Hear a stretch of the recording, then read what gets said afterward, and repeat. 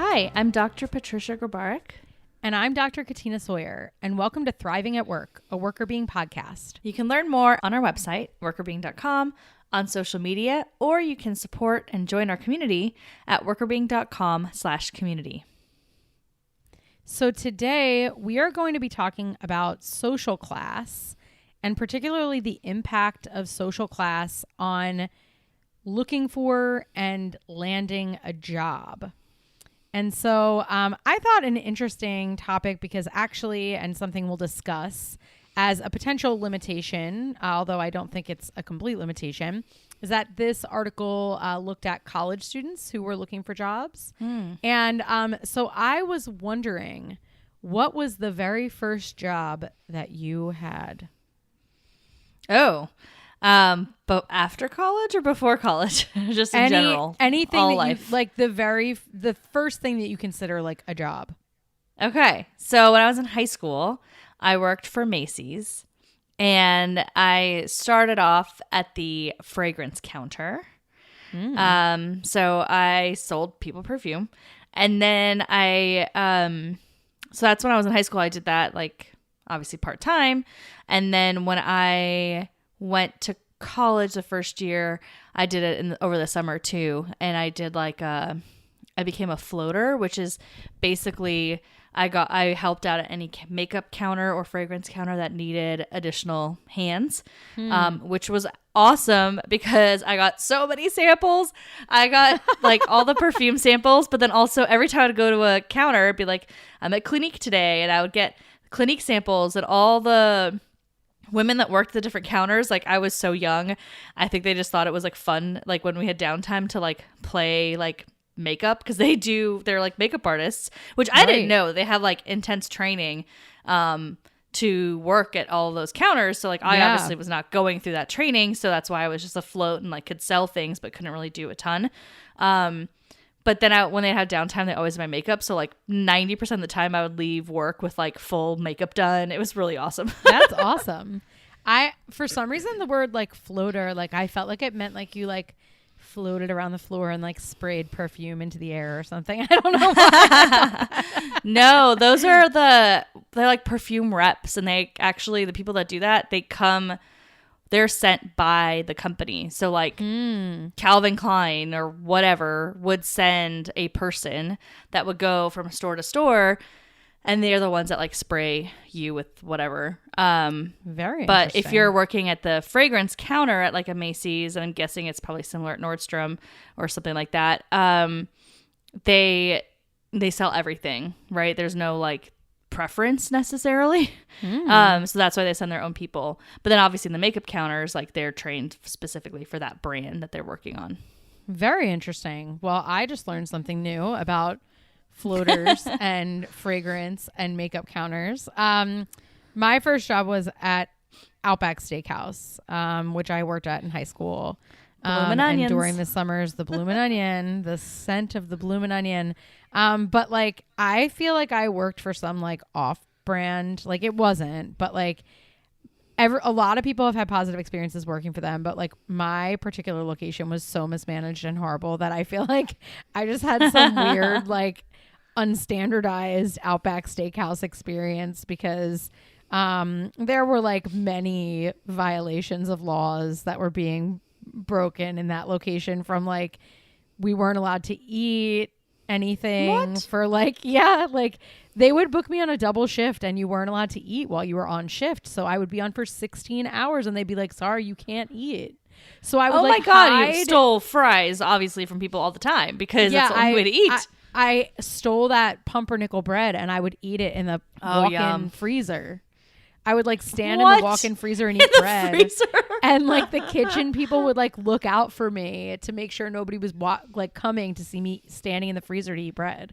That's wild. There were a lot of things wrong with my Outback location, but that was one of them. But that was the first job I had of a string of jobs in restaurants. So that was my first experience. And I will say they got better from Outback. It was not a high bar to beat, but they did get a little better. What other restaurants did you only work at restaurants before you went into like your career type stuff? Yeah, and like other like babysitting or nannying type things, but those were more like just like for a family, like not but I worked at like a fancy Italian restaurant for a long time, and I worked at like a restaurant at the beach for a while, which was like, it sounds fun. That was like another horrible establishment.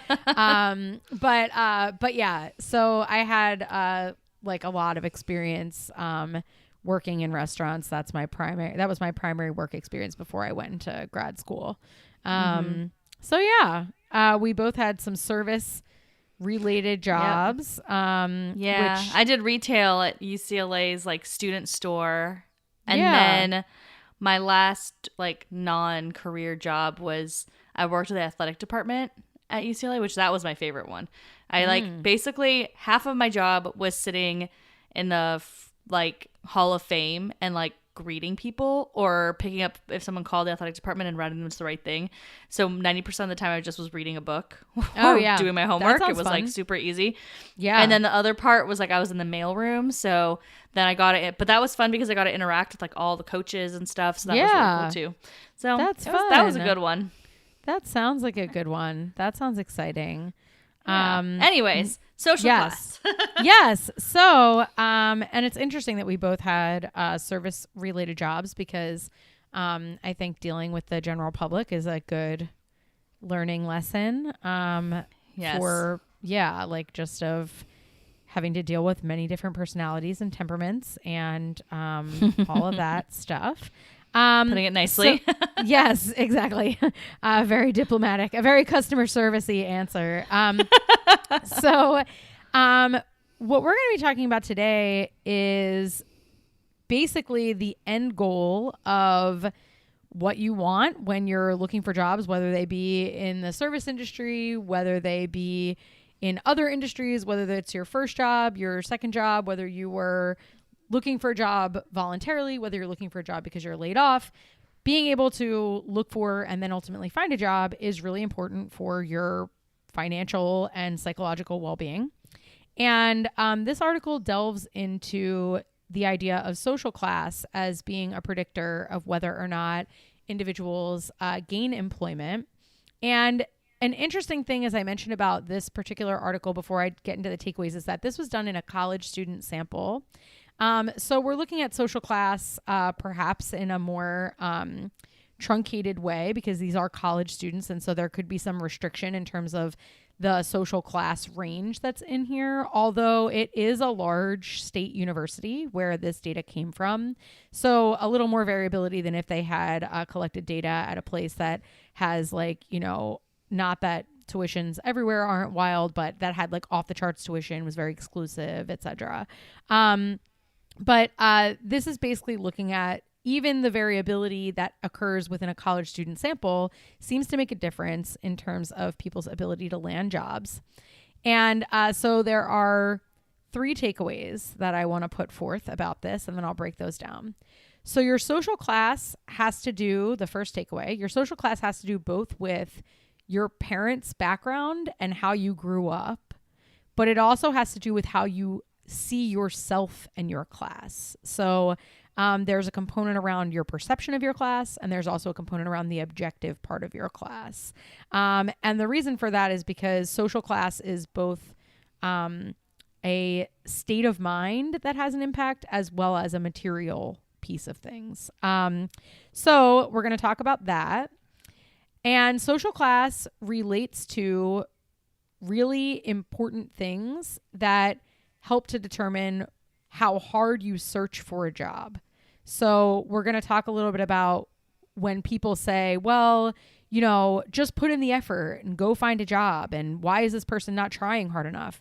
There are actually things related to social class that are psychological in nature that may keep people from searching as hard for a job. And we're going to talk about why that is. And a lot of it has to do with structural beliefs that this will actually turn out well for them. And then the last piece is that job search intensity has to do with whether or not you get a job, and social class also has to do directly with whether or not you get a job. So the harder you search, the more likely it is that you'll find a job. But social class actually predicts whether or not you find a job through intensity as well. So interesting. Yeah. So to sort of start from the beginning here, just to get a sense of what social class is. Now, over time, social class matters less about your parents and more about you. In this instance, we are looking at people who are new to the workforce. So there's a much heavier reliance on thinking about social class as how you grew up and what your parents' income is. As time goes on and you make your own career, you would replace that with your own income. So you can be a social class climber where your background still matters a little bit, but where you stand today matters a little more. But for earlier career entrants, what their background is matters a little more than what their first job offer is, let's say.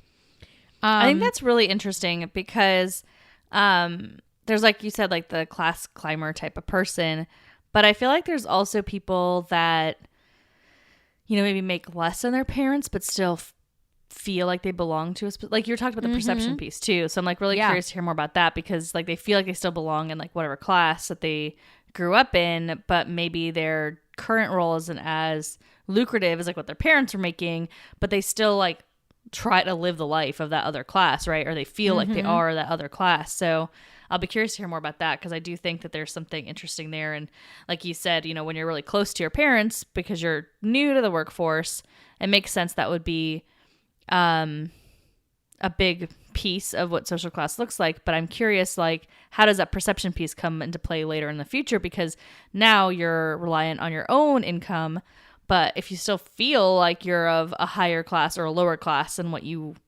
actually are today, does that change things? Yeah. And as a preview, it does. Ooh. Yes. But to give you a sense of what we're talking about, that social class provides you with, there are sort of 3 different forms of capital that you have access to in a higher degree when you have a higher social class compared to not.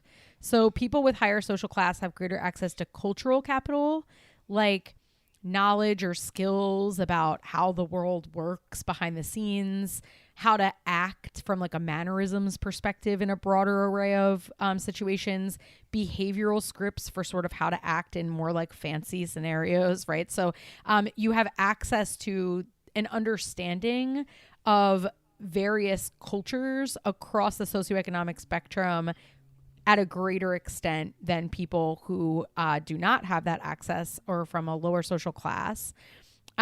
People from higher social class also have access to more social capital, more relationships with others, and especially relationships with people who hold power. And then economic capital, which is just wealth, right? You have more access to money, and so you can buy more things, and you don't have to think as hard about security, right, from an economic perspective. So those 3 forms of capital are more accessible to people from higher social classes versus individuals who are from lower social classes. And those are sort of the material pieces of being a part of a class. The second piece that we talked about in this perception, it has to do with how people feel. So as you mentioned, do you consider yourself as belonging to a lower, middle, or upper class group? So if you grew up in an upper class group, but you yourself don't make that much money in adulthood, you might still consider yourself to be in a higher class. And that might change the way that you relate to the world around you and the way that you relate to your work in general. So it's not just about what you have, it's also about how you feel. And both of those things combine to make up what is a felt sense of social class that then impacts your job related behaviors. That is interesting, that like the combination of the two. But thank you for bringing that down, because I didn't think about those like material pieces in the same way, especially that cultural component. Like it makes a lot of sense now that you've said it, but I hadn't really thought about it that way. Yeah. And actually the reason that I stumbled across this article was because I've been doing some work around social class and job search. And one of the things that always really bothers me in society and in our research as well, is that there's sort of this assumption that people are coming into the job search process or into employment in general with networks that they can tap into, with resources that they can rely on, with knowledge about how organizations work. And the reality is that all of those things are more behind a curtain than people might think. And so that is not a natural or intuitive thing. And so when people are like, oh, you need a new job, use your networks. Well, that advice is sort of useless to people who don't have networks that can help them with jobs, right? But it's super useful to people who do.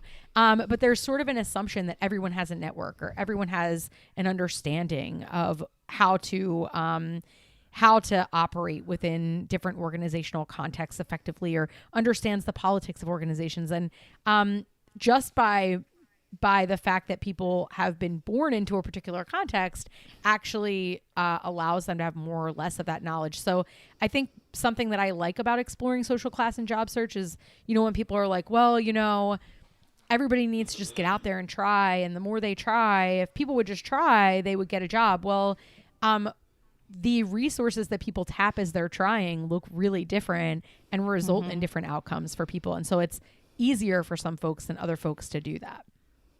That's actually a really good point and super interesting about how, the resources, the network, of course, play into it. But I also wonder, this is like such a tangent and maybe will be helpful for your research, but I wonder a little bit about the occupations of the parents too, because I think about like Danny's family as an example. Like his parents, both healthcare. Mom's a nurse, dad's a doctor. No concept of how organizations work the way that we would see it from like an office perspective, right? Like a typical suit and tie business type of thing. Right. So because that's so different than, their context, like it's probably harder for them, because I feel like just on the comments they've made about like how to get jobs in the past, I've always thought were really funny, because I'm like, that does not make sense for certain types of jobs. Right. Yeah. So I bet you there's something there too, but that's super tangenty. But it just made me think you're about, right. Like, kind of resources you have. I think like cultural capital, there's all different kinds of cultures, right? And so if you think about like if your parents are doctors, then you have a lot of cultural capital about what it means to be a doctor. So you have sort of an insider info about what that path looks like. And so you're going to have a leg up when you're looking compared to someone who has no clue what that path looks like because they've never known a doctor. They don't have access. So I think cultural capital comes in a lot of different forms. And so, so I think that what is interesting about this is that it's not just what you have, but also how you feel. And that those two components combine to impact the extent to which you feel efficacious in your job search, the extent to which you feel confident that things will work out for you in your job search. And there's reasons why social class is related to job search efficacy. The first is because people from lower social classes may not have had as much of an opportunity to build their self-esteem and confidence in themselves. So they might not have had opportunities to really have community or social activities or schools or educational opportunities where people really looked at them and said, like, you're a very special person. Social class is related to people's feelings of being unique and special and being looked out for and developed in those ways. And so when people don't have those opportunities, they generally might feel lower confidence in approaching new situations in general. But also when people are from lower social classes, they see more of the hardships of finding jobs. They see the more negative end of the job market because they don't have the surroundings of people who things more easily work out for, right? So people from higher social classes tend to see more individuals who look for jobs and get jobs and stay in jobs for a while or have access to networks and then things work out. But people who have a lower social class standing, they're less likely to have seen things work out so easily for people around them. And so they have less confidence that things will work out for them as well. So this job search self-efficacy is really strongly related to social class. And I'm going to talk about in a second how that relates to your ability to actually get a job. But there are two other things that are also related that actually in this sample did not relate to your ability to get a job. But It may be because this is a college student sample, but just from a well-being perspective, it's important to know it doesn't just relate to your self-efficacy. It also relates to the extent to which you feel supported in your search. So people from lower social classes perceive that they have less social support from friends, family, or mentors in getting a job. And they also feel that they have more financial hardship, financial difficulty. And so there's more of an impetus to feel really anxious about the job search, right? Because if they don't get a job, they will need to fill in the gaps more quickly. There's less of a cushion to ride on.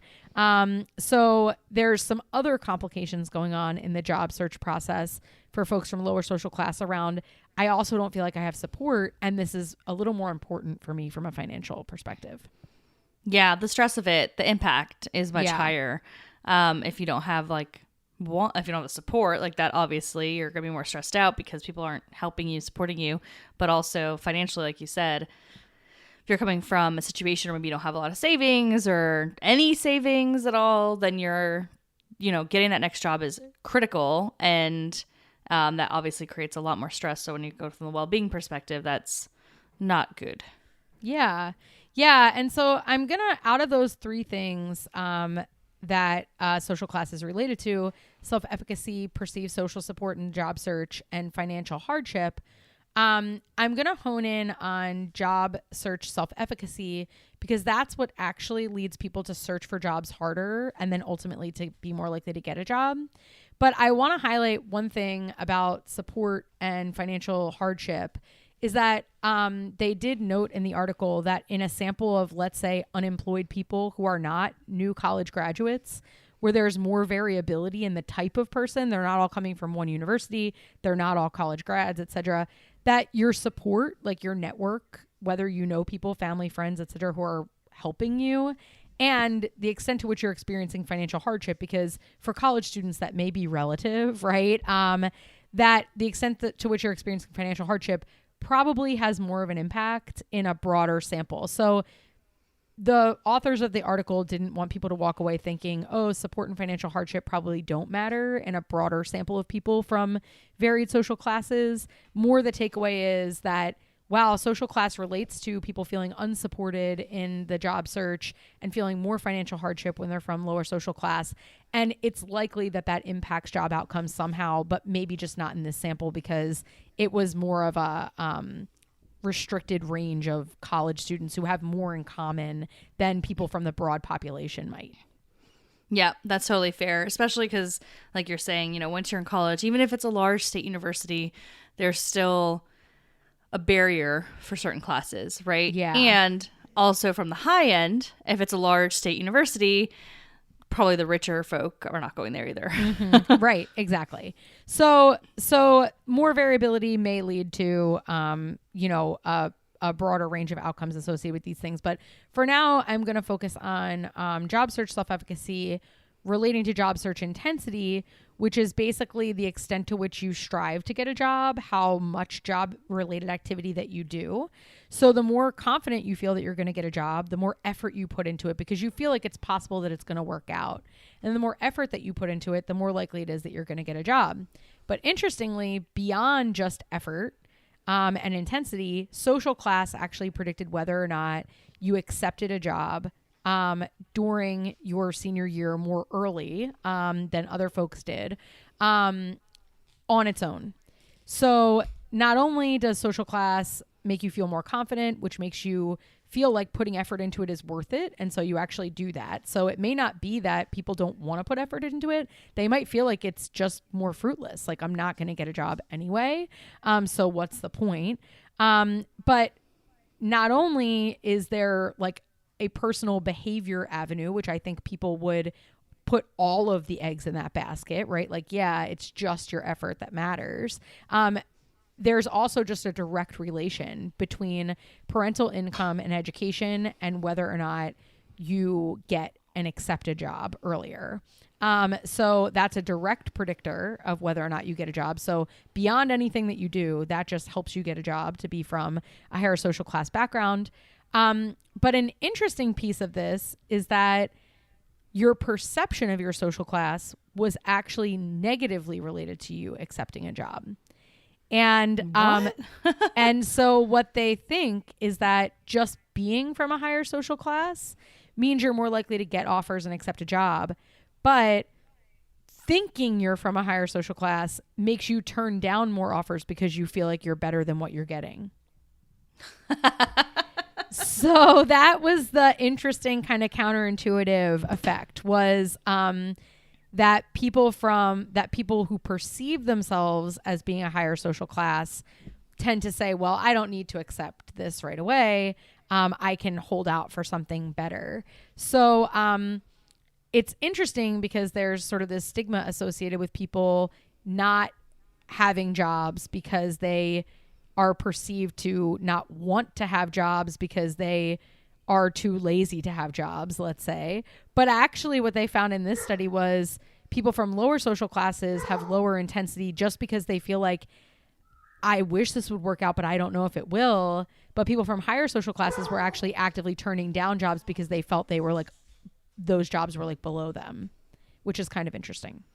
That is really interesting. And I think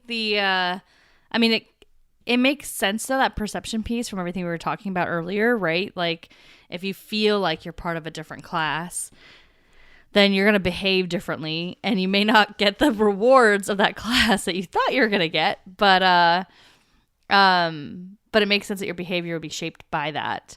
Yeah. Versus, like what the reality is because you feel a certain way. Yeah. Yeah. So I thought that was super interesting. So I think if we were going to think about takeaways from the takeaways or what actions can be taken, a lot of whether or not you get a job has to do with the intensity with which you search. Mm-hmm. And some of it just has to do with straight social class. So two things that I can say are, if people are having a hard time finding a job, it may not be because they don't want a job or they're not trying.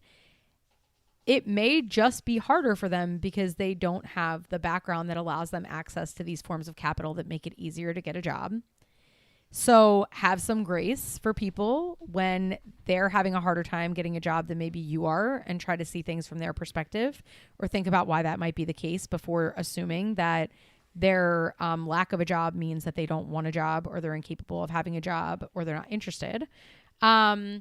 And the second piece around this is that if you know folks or you are a person who comes from or is currently in an income or education bracket that would classify as being in a lower social class, engaging with role models, people who have had careers that are similar to what you would like, have obtained the jobs that are similar to what you would want to obtain, engaging with those folks and really learning about what they've done, even if it's just through the media or looking online at people's stories, seeing those positive role models can help build your confidence. And if you do have even one person who believes in you and wants to see you succeed, spending more time with that person and allowing what they think about you to really penetrate into what you think about yourself can be important. And if you're a person who knows that, you're working with, folks, or you're hiring folks who are looking for jobs within your organization, and you're seeing that people tend to have less confidence in themselves, or somebody who's from a lower social class who has less confidence in their job search, try to build up their confidence, because the efficacy piece is really important for making people motivated to feel like, hey, it's worth the effort. And once people put in the effort, it makes it a little more likely, even though there will always be a more challenging road for them to get a job compared to people who have these kind of connections and resources. That boost of efficacy is really what's needed in order to make the intensity happen. So it's not the will, it's like believing that there's no way. And if you can make people believe that there's a way, then that impacts the will. I also wonder if there's not just something to the idea of maybe even if you don't think it's going to be helpful, just do it, right? Like we're in this situation where maybe you don't feel like you can, like it's likely that you're going to get a job in this place. Well, it's not going to hurt to apply to 30 jobs, over the next few days. Like, yeah, it takes time. And of course there's potentially confounds there, right? Like if I'm of a certain class, like it might be harder for me to have that time because I am working like a side job at my school or something, right? Like in this sample, whatever it is. But if you can try to push through how you're feeling and your doubts and just do it, even if you don't buy into it, it should probably help you, right? The more you're out there, the more your resume is out there, your odds are better of getting a job. Yeah, so, that's a good point. Not ideal, but you could try that too. Yeah, it's a good point to know that even if you don't feel like things are going to work out, that putting the effort in actually does have an impact, that can actually maybe be useful to say, well, I don't feel like it's going to work out, but I know that that's normal for people coming from my situation to feel that way. But I also know that the data is telling me that if I do these things, it is more likely to work out, even if it doesn't feel like that's the case. So I think it's just important to really be aware that not everybody has the same resources and access in the job search process. So if people are getting stunted in their ability to find a job, it may be a situation and not a person-related issue. And the core parts that are about the person are really more about building their confidence towards getting a job. And so if you can be that person that builds the confidence in someone else, it could make all the difference in their material and psychological reality moving forward. I have one more potential recommendation. Yeah. Want to hear your thoughts on it. I think there's also something to what leaders and organizations can do in, helping their hiring managers understand the impact of social class, right? Because if they are always looking for the same type of people that are well connected and maybe they know all these people in the industry or what have you, or they're a brand new, person to the field, but they can speak very intelligently to the field, you're going to look at that person and be like, wow, look at how advanced they are. That's great. It's their first job, but they know what they're doing.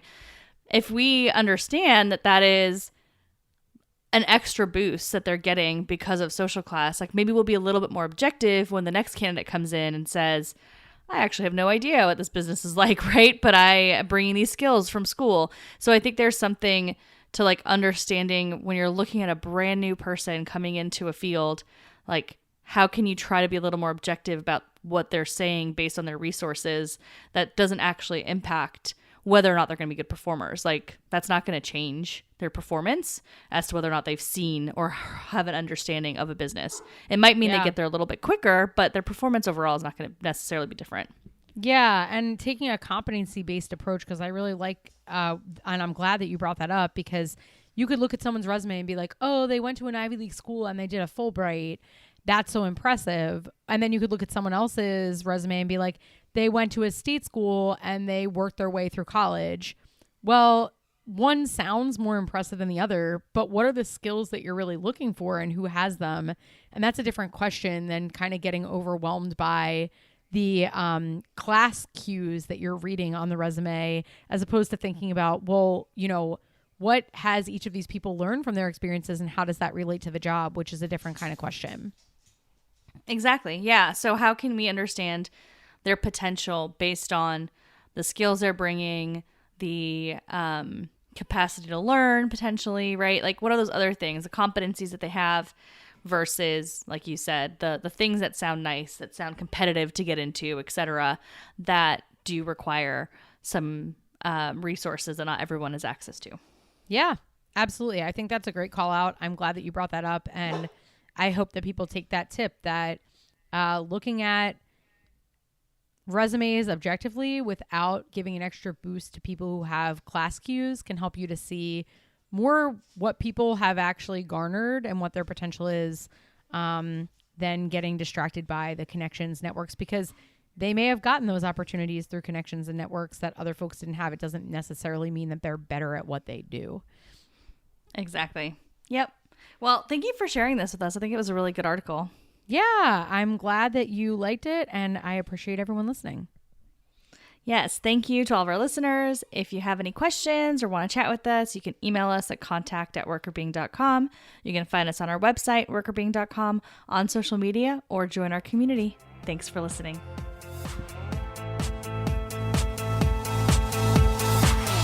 Thriving at Work is hosted by us, Dr. Patricia Grabarek and Dr. Katina Sawyer, and produced by Allie Johnson.